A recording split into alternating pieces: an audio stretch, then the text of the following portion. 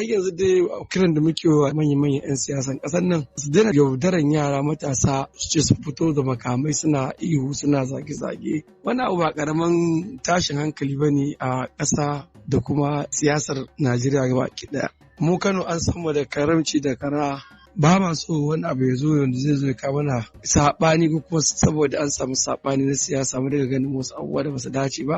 Siyasa ana yi kuma an yadda siyasa akwai saɓanin ra'ayi, to amma muna kira daga kausan murya wannan makaman da ake fitowa da su domin nuna murna ko kuma tare ko kuma gabatar da wani taro yayin siyasa mu ba mu bukatansa, kuma ba sai da makami ba za ka ci zaɓe. Ba sai da makami ba za ka samu abin da Allah ya riga umarta za ka samu. Don duk da wanda ka sani Allah ya riga rubuta abin da zai yi da abin da ba zai yi ba. Duk wanda ka ga ka wani matsayi Allah ya riga rubuta shi, bai ce he lalle da wannan yara ɗan daban da za ka je sannan ya baka ba.